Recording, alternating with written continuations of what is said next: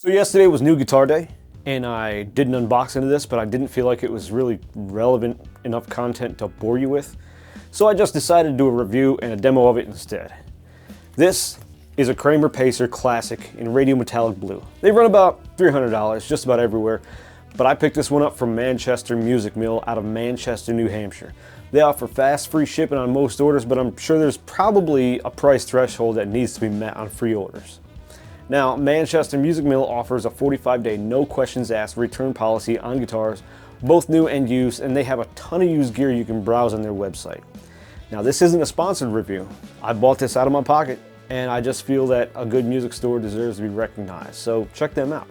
I left some links down in the description. So, why did I pick this guitar? I mean, look at it. It's just an eye catcher. At first, Kramer's kind of squashed Strat body threw me off. I mean, if you look at it, it looks like it could have been a mistake and everything is kind of shifted down a bit, but I guess that's what makes it a little bit different from every other Strat body out there. And it's super comfy to play. So let's talk about this Pacer Classic. I've been looking at these and the Barrell specials for a few weeks now, and Kramer is a brand that I've never owned. I chose the Pacer for the HH configuration and this nice Floyd Rose special, and I'm a sucker for a nice blue guitar. I'm still gonna get a Beretta sometime, but I think I'll go with purple on that one. Let's dive into this thing, and then I'll do some sound demos for you. The radio blue metallic finish is nearly flawless, matched with the white pickups, chrome hardware, maple fretboard, and this thing is gorgeous. The fret edges on the main part of the fretboard aren't sharp, but the crowns feel like they could use a little smoothing. The fret edges from the 15th fret up on the top side are a bit sharp, but you'd never feel them anyway. The nut feels decent, but I don't care much for how it sticks over the edge on the top side of the fretboard, as if it's just a little too big, but it doesn't change the playability. Everything lines up. The tuners feel adequate, though I did have to tighten up the nut on top, and it felt like I might strip them if I tried to tighten them too much. But once you get it tuned in and the nut locked, you really don't have to worry about them much. The Alnico 5 pickups sound good, and I'm in no hurry to make any changes to them.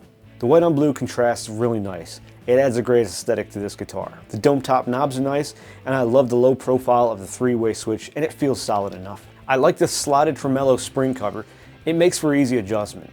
Out of the box, the string height was fine, but I did have to change the strings after I broke the low E trying to stretch it when I was tuning it up for the first time. If you have a Floyd Rose, or maybe you've avoided them for so long just because it's kind of a pain in the tail to tune them, I suggest you check out the Skyscrape method. They use these blocks that they sell on there. That's like $35 for a set, kind of pricey for a bunch of wood. I finally broke down and bought the blocks last summer, and this is the first time I got to use them on a Floyd Rose, and man, it made it so much easier to get this thing set up.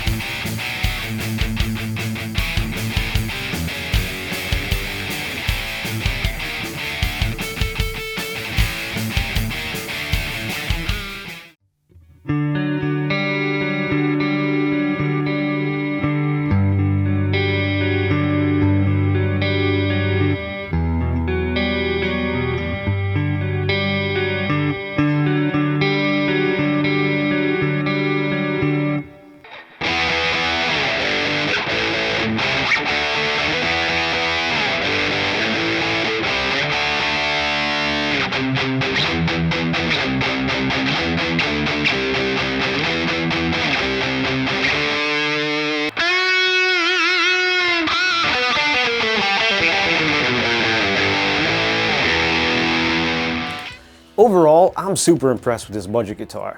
The quality of the build and the features in this guitar would normally come at a higher price. You're going to find it difficult finding a guitar with a Floyd Rose special and a maple fretboard this nice under $400 anywhere. Now, would I recommend this as a first guitar for a beginner?